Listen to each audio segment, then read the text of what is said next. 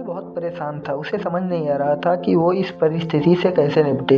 वो अपनी माँ को बहुत चाहता था, किंतु उसकी पत्नी और बच्चे उसकी माँ से बहुत दूर भागते थे, क्योंकि उसकी माँ की एक आंख नहीं थी, साथ ही उसकी कमर भी 90 अंश पर झुकी थी। वैसे वो अपना सब काम कर लेती थी, किंतु फिर भी वो उसकी पत्नी और बच्चों के लिए हमेशा खटकती हैं। दादी, आप ऊपर के कमरे में जाओ, मेरे दोस्त आ रहे हैं, बिमल के बेटे अखिल ने बड़े बेरुखी से कहा। पर बेटा, मैं तो यहाँ बहुत दूर बैठी हूँ, बिमल की माँ ने बहुत प्यार से कहा। नहीं, आप उनके सामने मत रहो, वो मुझे चिढ़ाते हैं, अखिल ने जोर से डांटते हुए कहा। क्या हुआ अखिल, क्यों चिल्ला रहे हो? बिमल की पत्नी कामनी ने किचन से आवाज़ लगाई। देखो ना माँ, ये दादी ड्राइंग रूम में बैठी हैं और मेरे दोस्त आ रहे हैं, अखिल ने शिकायत भरे लहजे में कहा। माँ जी, आप ऊपर चली जाओ, क्यों हम लोगों को लजवाती हो? कामनी ने बेटे का पक्ष लेते हुए कहा। बेचारी सरस्वती चुपचाप उठकर जीने के सहारे ऊपर जाने लगी। कमर झुकी होने के कारण उन्हें ऊपर चढ़ने में बहुत परेशानी हो रही थी, किंतु वो पूरी ताकत से ऊपर एक अकेले कोने वाले कमरे में जाकर बैठ गई। बिमल बाजू के कमरे में सब सुन रहा था। उसे कष्ट हो रहा था कि उसकी माँ को अपमानित होना पड़ रहा है, किंतु वो असहाय था। अगर वो कुछ कहता तो पत्नी और बच्चे उसका विरोध करने लगते हैं। दूसरे उनके तर्क भी सही लगते हैं। क्योंकि वो एक प्रशासनिक अधिकारी था, उसका सामाजिक स्तर बहुत ऊंचा था, उसकी ससुराल भी एक उच्च घराने में थी, अतः वो चुपचाप इस तरह हर दिन अपनी माँ को अपमानित होते हुए देखता रहता था। रात को बिमल की पत्नी ने कहा, देखो जी, अब कुछ करो। कल कलेक्टर साहब की पत्नी आई थी, माँ जी अपनी देसी धुन धारा में उनसे मिली। मुझे बहुत शर्म आ रही थी, बताते हुए कि मेरी सास हैं। मैंने कह दिया कि दूर रिश्तेदार हैं, इलाज कराने आई हैं। बिमल को रोना आ गया, किंतु फिर भी वो चुप रहा। उसे समझ नहीं आ रहा था कि वो क्या करे।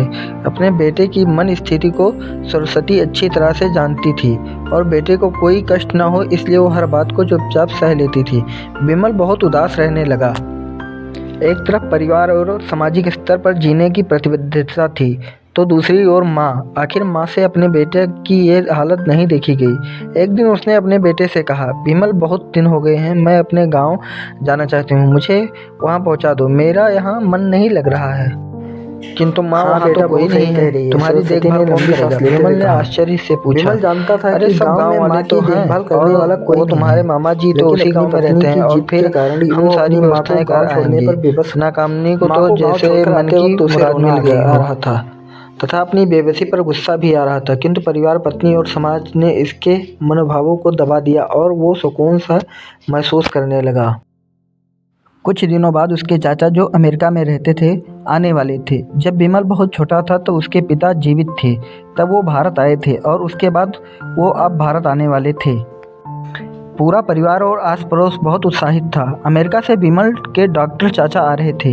डॉक्टर रमेश ने जैसे ही घर में कदम रखा, सबने मिलकर बहुत उत्साह से उनका स्वागत किया। क्यों बिमल, भाभी नहीं दिख रही हैं, कहाँ हैं? डॉक्टर रमेश ने उत्सुकता पूर्वक पूछा। जी, वो गांव में रहती हैं, यहाँ उनका मन नहीं लगा, कामनी ने सपाट लहजे में उत्तर दिया। डॉक्टर रमेश ने बिमल की ओर देखा तो बिमल ने अपनी आंखें झुका ली। डॉक्टर रमेश सब समझ गए, बोले, कल हम भाभी से मिलने गांव चलेंगे सब लोग। दूसरे दिन सभी लोग गांव के घर में पहुंचे। देखा कि सरस्वती को बहुत तेज बुखार था और वो पलंग पर असहाय पड़ी हैं। डॉक्टर रमेश दौड़कर सरस्वती के पास गए, उनके पैर छूकर रोने लगे। सरस्वती की ये हालत उनकी कल्पना से परे थी। वाह बेटा बिमल, तूने तो आज नाम उजागर कर दिया। अपनी माँ की ये हालत देखकर तुझे तो शर्म नहीं आ रही होगी? डॉक्टर रमेश ने बिमल को लगभग डांटते हुए कहा। नहीं देवर जी, बिमल का कोई दोष नहीं है, मैं खुद गांव आई थी, सरस्वती ने अपने बेटे के बचाव में कहा। मुझे सब पता चल गया भाभी, आप चुप रहो। क्यों बहू, तुम्हें अपनी सास की क्रूरता पसंद नहीं है? समाज में तुम्हें नीचा देखना पड़ता है ना? डॉक्टर रमेश ने कामनी की ओर व्यंग से देखा। कामनी निरंतर होकर बिमल को देखने लगी। आज तुम जिस सामाजिक स्तर पर हो वो इन्हीं के संघर्षों की देन है। और बेटा बिमल, तुम्हें शायद मालूम ना हो कि बचपन में जब तुम 1 साल के थे तब छत के नीचे गिरने के कारण तुम्हारी एक आंख फूट गई थी और तुम्हारी रीढ़ की हड्डी में भी समस्या आ गई थी। तब तुम्हारी इस ग्रुप को माँ ने एक आंख और अपना बॉन मेरे तुम्हें देकर इतना सुंदर रूप दिया। कामनी बेटा, इतने सालों तक संघर्ष करके बेटे को प्रशासनिक अधिकारी बनाने वाली इस संघर्षशील औरत की तुम लोगों ने यह दशा कर दी है। तुम्हें ईश्वर कभी नहीं माफ़ करेगा। डॉक्टर रमेश की आंखों से आंसू जलधार बह रही थी। अब भाभी आप मेरे साथ अमेरिका जाएंगी, यहाँ इन स्वार्थी लोगों के बीच नहीं रहेंगी। डॉक्टर रमेश ने सरस्वती से कहा। विमल को तो काटो खून नहीं था। डॉक्टर रमेश जो उसके चाचा थे, उन्होंने जो राज बताया उसके बाद विमल को यही लग रहा था कि उससे ज़्यादा पापी इंसान कोई दुनिया में और कोई और नहीं है। वो दौड़ता गया और माँ सरस्वती के कदमों से लिपट गया। माँ, मेरा अपराध अक्षम्य है। मैं जानबूझकर चुप्पी साधे रहा, आपका अपमान करवाता रहा। अब सिर्फ आप ही उस घर में मेरे साथ रहेंगी और कोई। विमल ने अग्नि दृष्टि से अपनी पत्नी और बच्चों को देखा।